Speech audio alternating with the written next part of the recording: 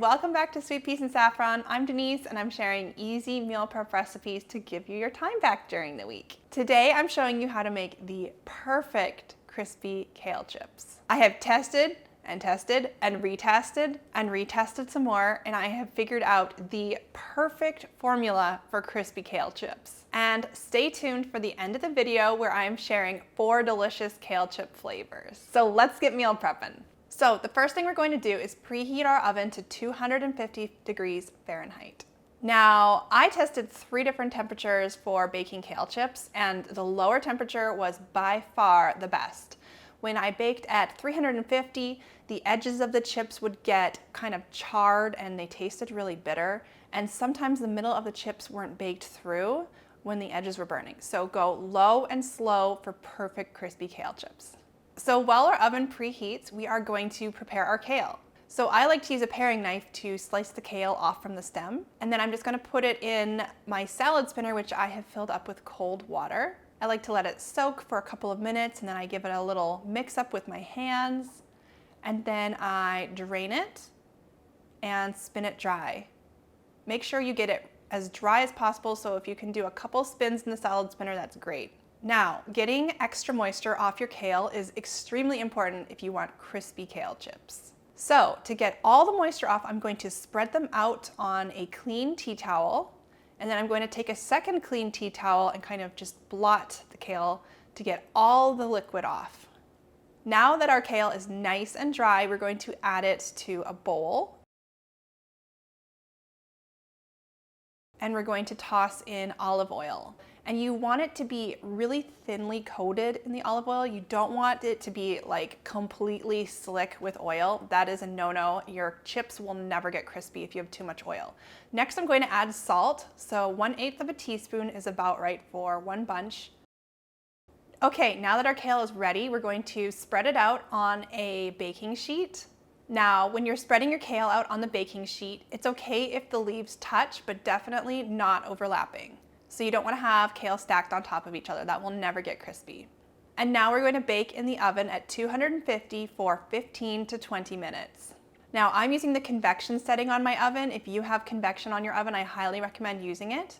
But if you don't worry about it. You just might have to bake it for a couple extra minutes.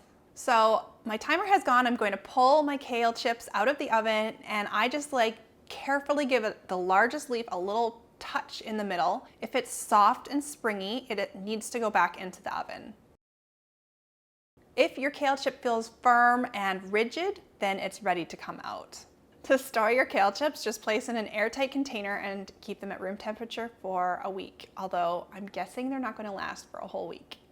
All right, now plain salt and olive oil is delicious on kale chips, but you can take it a little bit further if you're feeling adventurous with these 4 delicious kale chip recipes. So our first flavor is ranch flavored kale chips. Now I have a homemade ranch seasoning recipe on my blog, so head over there to grab that recipe. We're going to toss up our kale as normal in olive oil, and then once it's coated in olive oil, we'll sprinkle on the ranch seasoning. So you're going to need about 1 teaspoon of homemade ranch seasoning for 2 cups of loosely packed kale. Now we're going to spread them all out on a baking sheet and bake them up in the oven.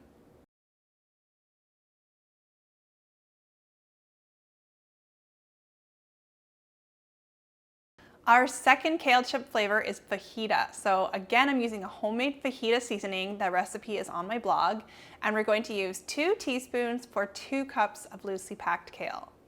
So first, get it good and covered in olive oil, and then add the fajita seasoning. Spread it out on a baking dish and bake them up.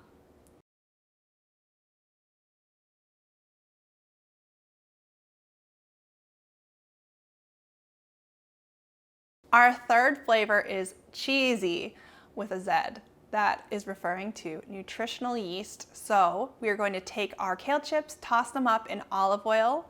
We're going to add salt, spread them out on the baking dish, and then we're going to sprinkle with nutritional yeast. Press them onto the chips if you would like to really help them stick, and we're going to bake in the oven.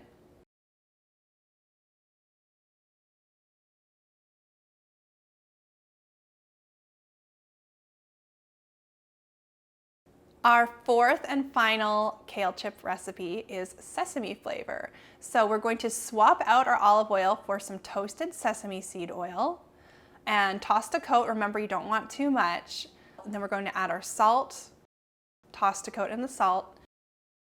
Spread your kale chips out on the baking sheet and sprinkle with sesame seeds. Bake in the oven and enjoy.